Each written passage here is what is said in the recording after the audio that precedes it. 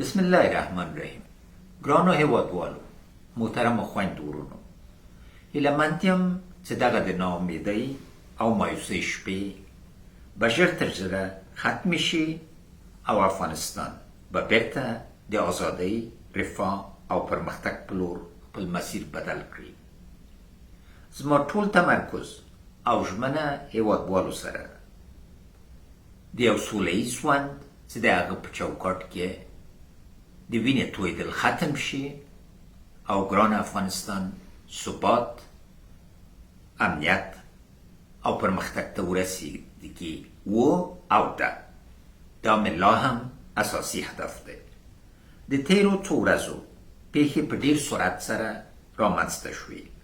مخکې له دې چې زه له هېواد څخه ووځم، ما په دې کار کوو چې طالبانو سره د همه شموله او نماینده حکومت د جوړېدو په سر مذاکرات وکړو، تر څو د قدرت سوله ییز انتقال ته زمینه مساعده او کابل خوندي وساتل شي او د وینې تویېدو مخنیوی وشي.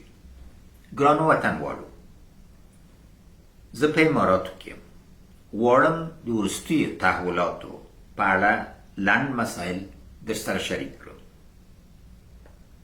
د تیرې یکشنبې په ورځ ما په خپل کاري دفتر کې عادي ورځنی تقسیم اوقات تعقیبولم. ماسپښین زه دفاع وزارت ته روان وم تر څو د کابل ښار د نظم لپاره سوق او ادارې ته لاړ شم. ناڅاپه زما د فزیکي امنیت مسئولین د دې لپاره راغلل چې یوه لویه توطیه شنډه کړي. زه یې له ساحې وویستم. سره له دې چې طالبانو کابل ته د نه داخلېدو ژمنه کړې وه، خو دوی د ارګ د دروازو شاوخوا ځای پر ځای شوي ول او زموږ امنیتي مسؤلینو د امنیت ټینګښت توان له لاسه ورکړی. دغه توطیې دوه برخې درلودې. اول، یا من میماندم و شاهد خونریزی و ویرانی کابل می بودم. طالبان و همکاران داخلی و خارجیشان با وضاحت گفته بودند تا من باشم آنها رای مسالمت آمیز نمی بینند.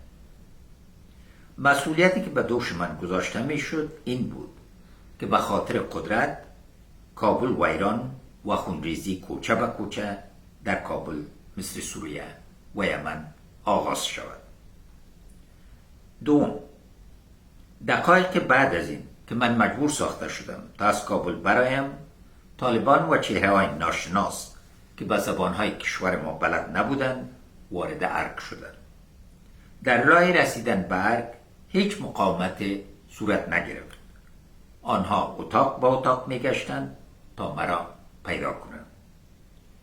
تصمیم این بود که آنچه 25 سال قبل در افغانستان رخ داده بود تکرار شود.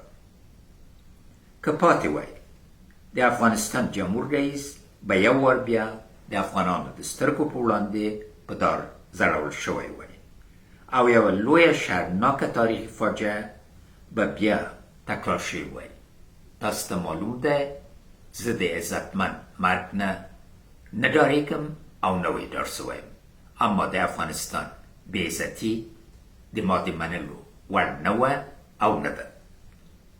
نو زه مجبورم له افغانستانه وویستل شوم تر څو د خونریزۍ او د کابل د ویجاړېدو مخنیوی وشي او هم د افغانستان د تاریخي دښمن لخوا یوه لویه فاجعه چې د افغانستان یو ځای په حقارت زورندېدلو مخنیوی وشي.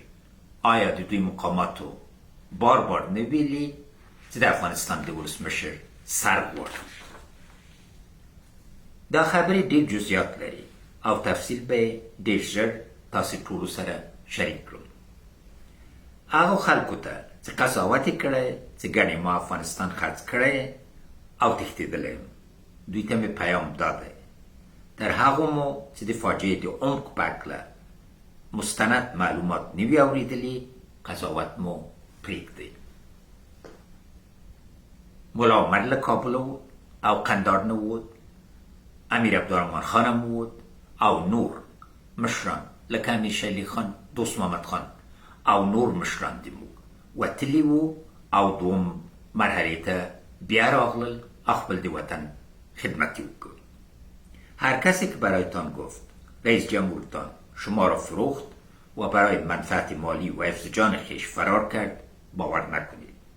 من به گونه از افغانستان خارج ساخته شدم که حتی فرصت نیافتم تا چپلی هایم را از پاهایم بیرون کرده و بوتهایم را بپوشم. بزرگترین سرمایه زندگیم که کتاب ها و صدها کتابچه یادداشت و لپتاپ شخصیم بود که تمام دار و ندار معنوی زندگیم را تشکیل میداد نتوانستم با خود بگیرم. تمام اینها که جز اسرار دولتی و محرم هستند متاسفانه به دست دیگران افتادند. من هیچ گونه بحث را برای ترک کردن افغانستان با قدرت‌های بین‌المللی مقیم افغانستان نداشتم و این حادثه دفعتاً و تحت فشار همکاران امنیتی ما بود. من با یک پیراهن و تنبان، یک واسکت و یک جور چپلی مجبور به ترک وطن شدم. جزئیات را بعدا انشالله همراهتان شریک میکنم.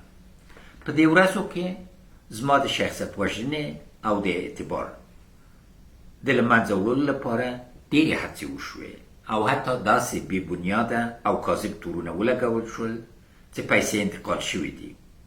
دغه تورونه په مکمله توګه بې اساسه دروغ او له واقعیت څخه لرې دي او په کلکه یې ردوم.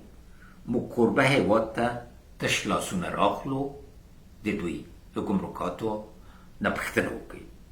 د تېرو څو ورځو پیښو وښوده چې افغانان سوله غواړي، د کابل ساتنه او په دغه ښار کې د پراخې ګډوډۍ څخه مخنیوی وشو چې دا د الله تعالی لوی احسان دی. زه د روانو مذاکراتو څخه چې د حکومت لخوا پیل شوي وي اوس د ډاکټر صاحب عبدالله او پخوانی ولسمشر کرزي صاحب پر مخ وړي حمایت کوم. دا پروسه باید بریالی شي. زه د امنیتي او دفاعي ځواکونو څخه مشکور یم او پر هغوی ویاړم. هغوی ماته نه ده خوړلې. اصلي ماته موږ په سیاست کې خوړلې ده. په کوم سیاست کې؟ هم د طالبانو د رهبري سیاسي ناکامي وه، هم د حکومت د رهبري سیاسي ناکامي وه او هم زموږ د نړیوالو همکارانو سیاسي ناکامي وه.